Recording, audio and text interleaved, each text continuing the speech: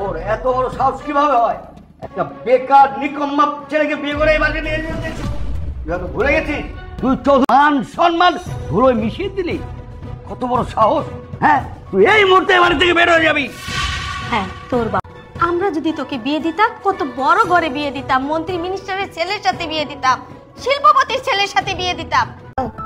মা, আমি জানি আমি অন্যায় করছি, তোমাদের বিরুদ্ধে যে আমি বিয়ে করছি। আমি তোমাদের ইচ্ছা মতো পছন্দের ছেলেকে বিয়ে, ও এতিম, তাই ও গরিব, ওর বাবা মা কেউ নেই, কিন্তু ছেলেটা যথেষ্ট এডুকেটেড, শিক্ষিত ছেলে। বাবা, আমার ওর উপর সিচুয়েশনটা পরিবর্তন হয়ে যাবে। তোমরা প্লিজ রাগ করে থেকো না, তোমরা আমাদেরকে দোয়া দাও। তোমরা আমাদের সাথে এরকম যদি রাগ করে থাকো, কান্নাকাটি করবি একটা ছেলে নিয়ে এসে, আর আমরা সবকিছু মেনে নেবো, এত সোজা? তুই যে অপরাধটা করেছিস না, এটা কখনো মেনে নেওয়া সম্ভব না। বাবা মা একদম ঠিক কথাই বলেছে, তুই কি ভুলে পরিচয় করে দিতে পারবো না? আরে প্রেম ভালোবাসা তো কোনো অন্যায় না, তুই প্রেম কর, বিয়ে কর, এতে তো আমাদের কোনো আপত্তি নেই। কিন্তু এমন একটা ছেলের সাথে তোর বিয়ে করতে হবে যার তুই যে আমার বোন, এই পরিচয়টা কখনো দিবি না। Mind it. গেলো কানে যাচ্ছে না? ও যা বলেছে তাই কর, বেরিয়ে যা। আপনারা যদি একটু আমাদের দোয়া করেন মুরব্বীরা, তাহলে আমরা ভালো থাকতে পারবো। আমিও কিছুদিনের ভিতরে মনে হয় চাকরি পেয়ে যাবো। যদি চাকরি পেয়ে যাই তাহলে আমার না কেন, ওইটাই আমরা দোয়া হিসেবে মাইনে নেব। ছোটবেলা থেকে বাবা আমাকে হারাইছি, হারানোর পর থেকে কোনোদিন বাবা বলে মা বলে বিশ্বাস করেন অনেক ভালোবাসি, অনেক ভালোবাসি। আপনার মেয়েকে নিয়ে অনেক ভালো থাকবো এবং আমি আপনার মেয়েকে অনেক সুখে রাখবো। শুধু আপনার কেন এই মুহূর্তে যদি এই বাড়ি থেকে বেরিয়ে না যাস, তাহলে স্যান্ডেল খুলে পিটিয়ে এই বাড়ি থেকে বের করো। চলো। তো তোমরা কুকুরের মতো অপমান করে তাড়িয়ে দিচ্ছ। হ্যাঁ, আমার হাজবেন্ড গরিব, আমি একটা গরিব ছেলেকে বিয়ে করছি, কিন্তু শোনো, সবার সিচুয়েশন একরকম থাকে, আমরাও গরিব থাকবো না।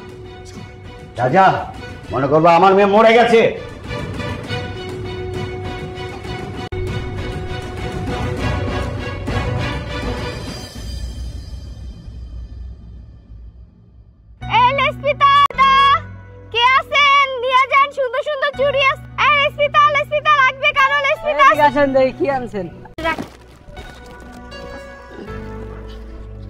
কি নেবেন ভাই? আমার কাছে সবই আছে, কি লাগবে কোন? আমার বললে কি একটা ব্যাগ নিমু দেই তো। আল্লাহ, কি কোন ব্যাগ নিয়ে দেখা দেন না, বালা বালা ব্যাগ আছে, কি কইলে না মেডা? দেখছো বেটা কি খারাপের খারাপ বেটা। দাঁড়া 1 মিনিট, ওই যে ওইখানে কি বিক্রি করছে, চলো না যাই। চলো। আপা নিবেন? তুই এনে কেন আছিস? জান থেকে তোর কাছে আমি কিছু বেচবো না। কি ব্যাপার, তোমরা দুইজনকে কি বোন ছিল, কিন্তু এখনো আমার কোনো বোন হয় না। ওর সাথে না আমাদের পরিবারের কোনো সম্পর্ক নাই, ওকে আমরা আলাদা করে দিয়েছি। দেখো না, 2 টাকা লেস পেতে আমরা ভালোবেসে একে অপরকে বিয়ে করছি। আমার হাজবেন্ডের অনেক সয় সম্পত্তি ছিল, ব্যবসার লসের কারণে আজকে আমরা রাস্তায় নামছি। আমার ফ্যামিলি আমাকে সাপোর্ট দেয়, আমাকে অপমান করস, যেখানে দেখো সেখানে আমাকে বাজে বাজে কথা বলস। তোদের বাড়ি থেকে আমি যে পড়ে আছি না, তোদেরটা আমি খাচ্ছি যে আমাকে এই ধরনের কথা বলতেছস। আর তাছাড়া এইটা কোথার কাছে গিয়ে তোদের এত সমস্যা কি? হ্যাঁ, যখন আমি ওকে ভালোবেসে বিয়ে করছি তখন তো আমি ওর বাড়ি থেকে চলে আসছি। যখন বাবা মা আমাকে অপমান করছে যে আমি গরিব ছেলেকে কেন বিয়ে করি, ইন্টারভিউ দেওয়ার জন্য প্রত্যেকটা দিন বের হয়, আজকেও গিয়েছে। আমার হাজবেন্ডের চাকরি ঠিকই হয়ে যাবে, কিন্তু এই কষ্টের দিনের কথা না আমি ভুলবো না। আমি মরে গেল আর করতেছিস।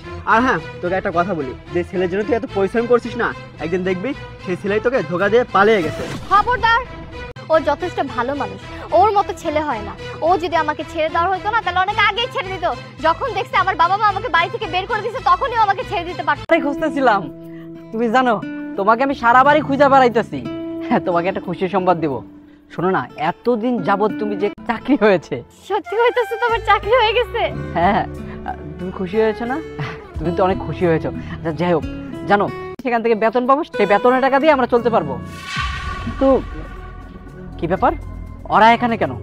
ওরা কি জন্য আসছে এখানে? আমি তো তোর বোন, তোর কত আদর যত্ন করছি, সবসময় তোর পাশে ছিলাম। আর তুই কি করলি? আমার এই কষ্টের দিনে, আমার এই দুঃখের দিনে বাবা মা আমার অপমান করতে পারে, কিন্তু তুই আমার অপমান করতে পারস না। তুই আমার লোকে যা করলি আমি সারা জীবনও বলবো না। বোন আমার, দেখ, আমার কিছু মনে করবে না, আপনি একটা কাজ করুন, আপনি আমাদের বাসায় চলুন। অনেক বলছিস, অনেক শুনছি, অনেক অপমানও করছিস, আর আমার সামনে থেকে যাইতে বল। দেখ বোন, আমার চা হবার তো হয়ে গেছে, আমি তোর আপন ভাই, তাই না? আমি না হয় ছোট ভাই হিসেবে ভুল করেছি। কোথায় কোন একটা গরিব নাকি ওর বোন, ওর দুলা ভাই নাকি গরিব থেকে বড় লোক হয়ে গেছে, এসব যদি আমার বাবা জানে তাহলে তোমার বিয়ে দিবে না। দেখলি তো বোন, যার সাথে আমার বিয়ে ঠিক হয়েছিল সেই মানুষটা আমাকে ভুল বুঝে চলে গেল। আসলেই বোন, পেয়েছিস ভাই, আপনি আমাকে ক্ষমা করে দেবেন। আর আপনাকে নিয়ে আমার কোনো আপত্তি নেই, আজকের পর থেকে আপনি আমাদের বাসায় সবসময় যাতায়াত করবেন।